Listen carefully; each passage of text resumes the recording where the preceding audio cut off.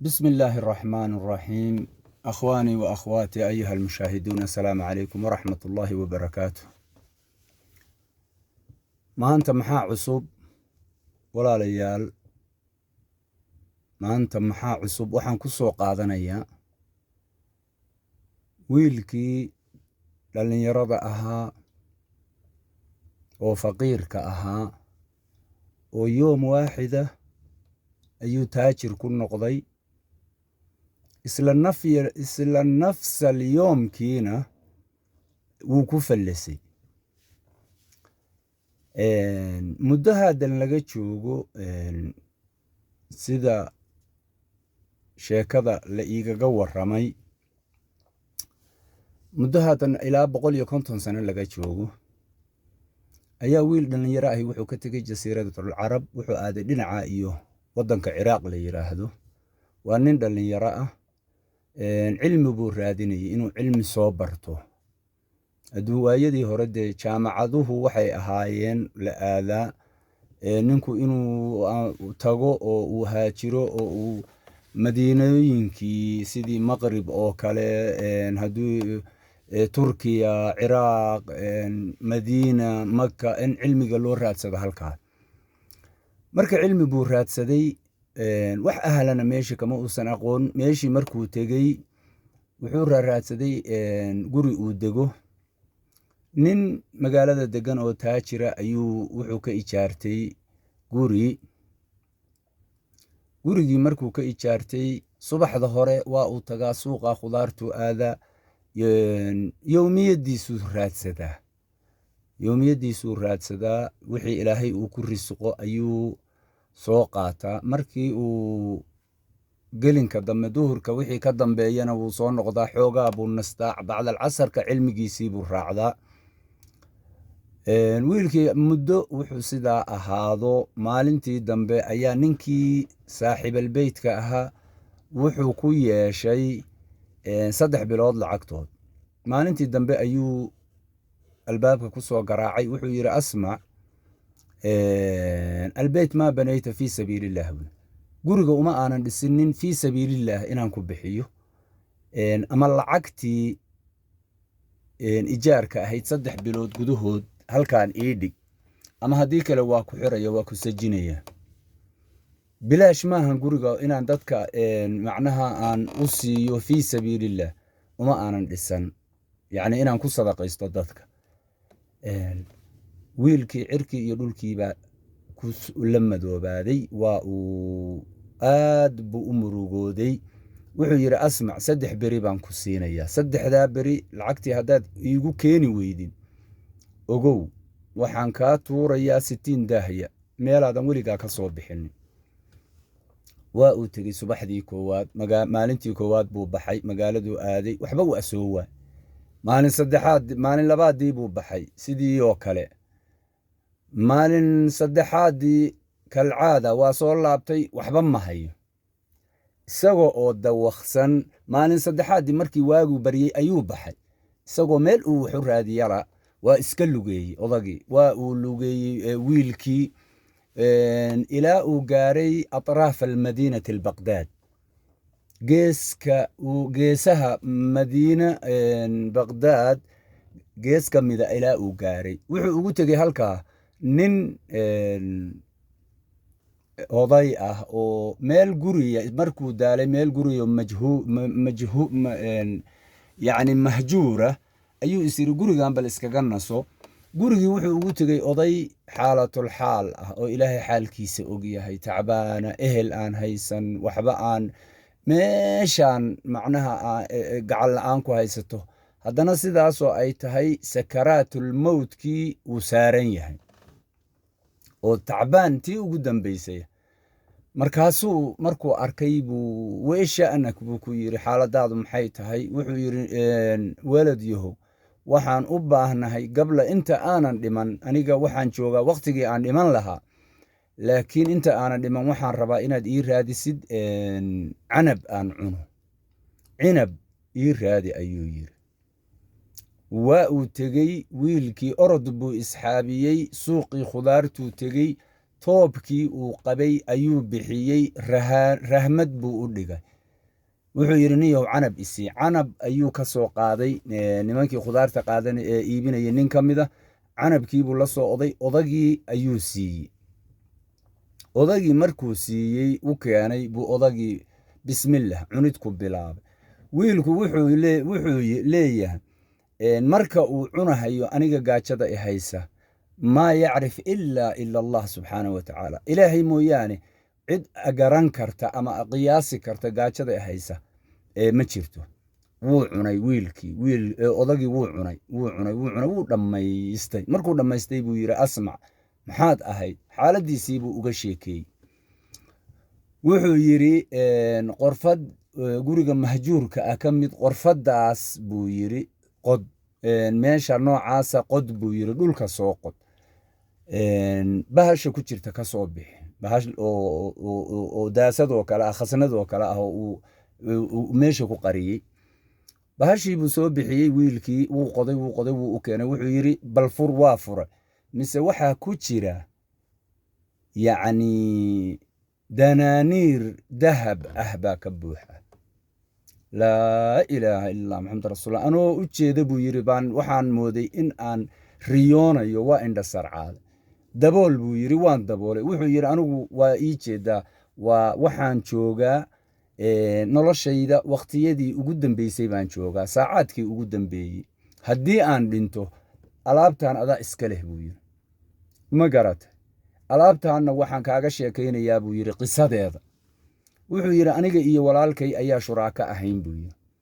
waxaanu u safri jirnay hindiya iyo sindi iyo dhulkaas dee waagii hore tijaarta ay aadi jireen ayaanu u safri jirnay buu yidhi. maalin maalmaha ka mida ayaa qaaticu dariiq baa dariiqii lagu sheegay aanu ku soconnay oo la yidhi meeshaan ayaa qaaticu dariiqi baa jooga, lasah bay carabtu tidhaahdaa. lasadii markaas baa aniga iyo walaalkay meel baanu degnay. markaanu meeshii degnay baan walaalkay waxaan ku idhi warkeen aan inoo qaade lacagta keen aan inoo qariye. walaalkay lacagtii wuxuu ku guray buu yidhi koon baanu ku gurnay. waa lugeeyey, meel buuraho noo dhow baan ku xaseeyey. meeshii buurta ahayd markaan ku xaseeyey oo aniga iyo baan soo noqday, walaalkay aan u imi, waaba kuwaanba lasadii tuugtii qaatacal dariiqa ahayd, waaba kuwaanba. qaafilad baanu nahay badan oo safar ku yimi. qaafilad waxaa la yidhahdaa waagii hore dee dad marka la safrayo awr badan baa israaci jirtay oo ilaa 30, 40, 50, 100 ah. lasadii waxay nagu bilaabeen buu yidhi dagaal iyo seef bay nagu bilaabeen. dadkii waxay ka dhigeen mid dhintay iyo mid ay meyd ahaan uga tageen oo aan naftii ka bixinin. wax allaale wixii aan haysanina waa la tageen.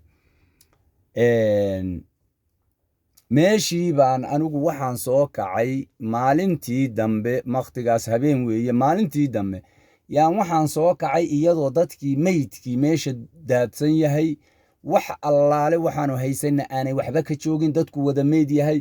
anigii baa soo dhibibay oo dhaawac ah. aayar baan u socday buu yidhi, sii luuday. waxaan qaatay lacagtii meesha aan ku xaseeyey baan horey u sii qaatay, baqdaad baan galay buu yidhi. gurigan yar baan dhistay buu yidhi. gurigan baan marka ku noolaa anigu ilaa iyo waagaas. walaalkay meel aan ku sheego meydkiisiina ma arag, noloshiisiina ma maqal xitaa, iska daa inaan arke ilaa yowmana haada. odagii markuu sidaa ugu sheekeeyey wiilkii, odagii waa uu dhintay, tii rabbi baa u timi. wiilkii wuxuu yidhi odagii maalintii dadkii baan ugu yeeray muslimiinta ahayd, waanu duugnay. odagii markaanu duugnay oo aanu duugtii ka soo laabannay ayaan tegey, lacagtii baan la soo baxay.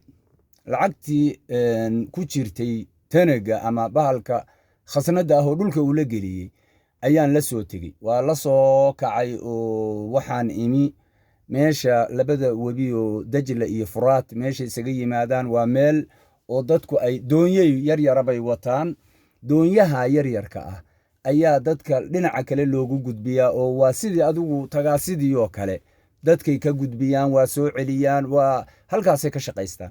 markaasaan meeshii dadka badnayd intaan ka baqay xaggaas waxaan ku arkay buu yidhi nin keligiisahoo doon tacbaana oday ah oo doon oo bahal iska tacbaana keligii saaran oo aan cidina fuulin. ninkii baan u tegey buu yidhi waxaan is idhi yaan lacagtan inta lagugu arko waxaan yaan lagugu tuhumin oo lagugu dilin, bal kaa keligiisa iska raac. ninkii baan u tegayo imisaad igu qaadaysaayo diinaareyn baan ku iri. markaasaan wuxuu ku yidhi dirhameyn buu ku yidhi. markaasuu yidhi waxaan ku siinayaa diinaar kaamilaan ku siinayaa iwad. odagii dhulkii baa la wareegay, waa uu i kaxeeyey. markaanu webigii dhex marayno ninkii sifadiisii baan weydiiyey.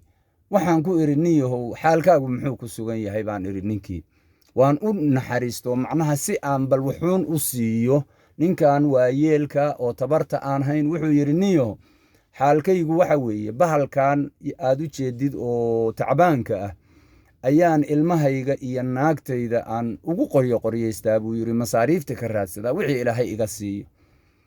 isaga ruuxiisana naagtayda ayaa waxay ka dhaxashay aabbaheed, macnaha warahadii aabbaheed uu ka tegey ayay u hesha.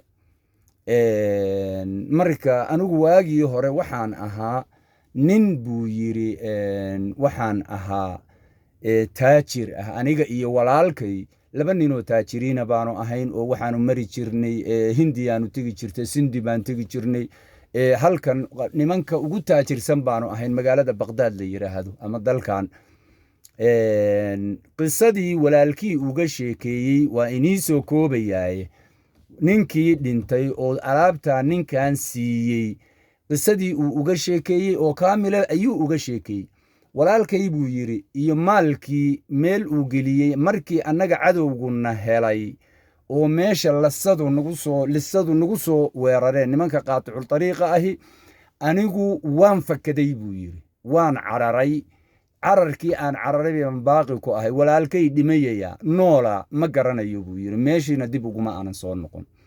aniga marka xaalkaygu sidaasuu ku sugan yahay. wiilkii qisadii markuu kani uga sheekeeyey odagiina uu sidaa u sheegay, wuxuu ogaaday ninkani inuu yahay ninkii maalkan uu wato uu lahaa.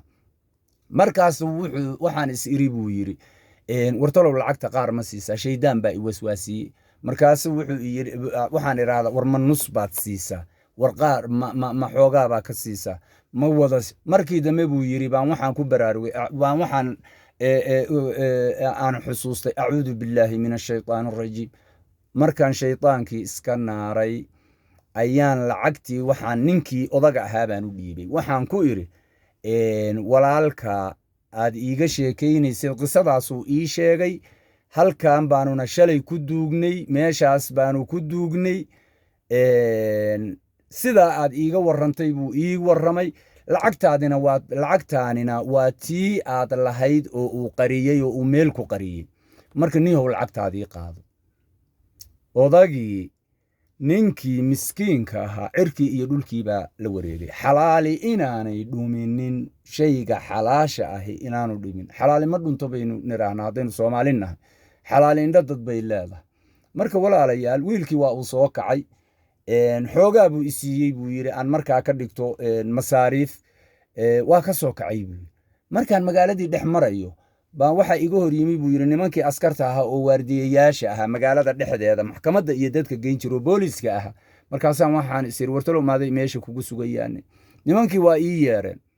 markay meeshii ii yeereen baa la yidhi soo bax. waa soo baxay. waxaa la ii geeyey ninkii waaliga ahaayoo magaalada haystay. ninkii waaliga ahaa wuxuu i siiyey 1 shahar raatibkiisa, 1 shahar lacagtiisii buu i siiyey. wuxuu yidhi nin cilmi leh baa tahay, waan ogahay, waa la ii kaa sheegay inaad diinta baratay oo cilmiga raacanaysay. waxaan kaa dhigayaa ninka kaatibka ii ah oo wax ii qora oo wax walba mas-uul iiga ah baan kaa dhigayaa. lacagtan qaado, dharkan rifrifan iyo dhibaatadan iska soo bedel oo nin maasha allah iska soo dhig, beri subaxna ii imow, shaqadii baad bilaabaysaa. bal wiilkaa yarkaa iimaankiisii qawiga ahaa ayaa heerkaa gaarsiiyey. ilaahay subxaanahu wa tacaala waan tegey buu yidhi waxaan iska sadaday odagii 3 beri ii qabtay lacagtiisii dhar baan iibsaday waa soo noqday shaqadaydii baan galay nihaayadii wiilkii wuxuu noqday wasiiradii ugu sarreeyey magaalada baqdaad oo ilaahay uu macnaha gaarsiiyey libinta uu siiyey midda adduun iyo mid aakhiraba ilaahay libinta adduun iyo mid aakhiraba hayna siiyo maantana intaasaan kusoo goobaya walaalayaal aad iyo aad baan inii salaamaya assalaamu calaykum waraxmatullaahi wabarakaatu